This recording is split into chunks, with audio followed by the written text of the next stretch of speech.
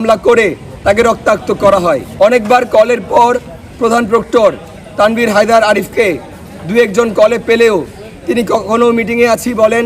এই সময়েই স্থানীয়দের আরেক অংশ নিরস্ত্র শিক্ষার্থীদের উপর হামলার জন্য রামদা দিয়ে বের হয়।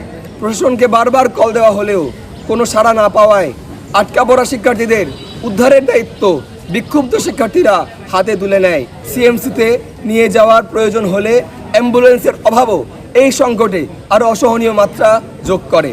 দারোয়ানকে ধরে প্রক্টরের কাছে নিয়ে যেতে চাইলে স্থানীয়রা সেখানে বাধা প্রদান করে এবং ফৌজদারি অপরাধের সামাজিক বিহিত করার কথা বলে প্রহসন করে।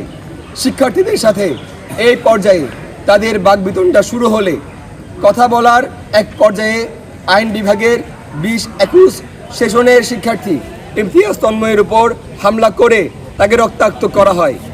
ঘটনার এই পর্যায়ে বিপ্লবী ছাত্রমৈত্রীর প্রচার ও প্রকাশনা সম্পাদক মোশরেফুল হক রাকিব ও অন্যান্য প্রক্টোরিয়াল বডিকে বারবার কল দিলেও তারা কেউই কল রিসিভ করে নাই।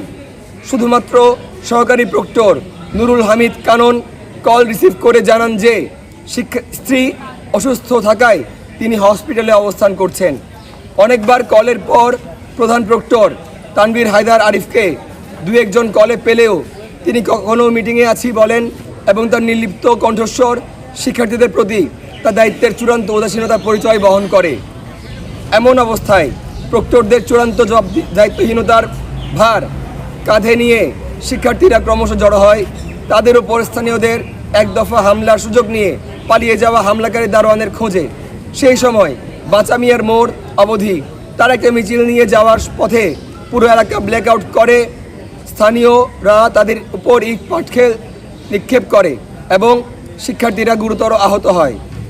এই সময়েই স্থানীয়দের আরেক অংশ নিরস্ত্র শিক্ষার্থীদের উপর হামলার জন্য রামদা দিয়ে বের হয় এবং তারা শিক্ষার্থীদের রামদা দিয়ে কুপিয়ে নৃশংসভাবে আহত করতে থাকে।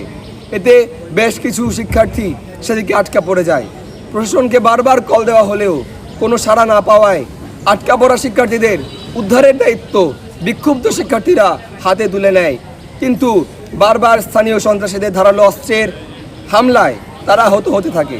এই সময়ের মধ্যেই চবি মেডিকেলে ডাক্তার না থাকায়, পর্যাপ্ত অক্সিজেন সিলিন্ডার না থাকা এবং অপর্যাপ্ত সিটের কারণে আহতদের আহাজারি শুরু হয় এবং শিক্ষার্থীরা চরম অসহায় পরিস্থিতির মধ্যে পতিত হয়। অনেকজন গুরুতর আহত হওয়ায় সিএমসিতে নিয়ে যাওয়ার প্রয়োজন হলে অ্যাম্বুলেন্সের অভাবও এই সংকটে আরও অসহনীয় মাত্রা যোগ করে। এক, সুস্থ পরিবেশে শিক্ষার্থীদের সুচিকিৎসা নিশ্চিতকরণ ও সমস্ত ব্যয়ভার প্রশাসনকে গ্রহণ করতে হবে। 2, জোবরার স্থানীয় সন্ত্রাসীদের বিরুদ্ধে কার্যকর আইনানুগ ব্যবস্থা গ্রহণ করে অতি দ্রুত বিচার নিশ্চিত করতে হবে।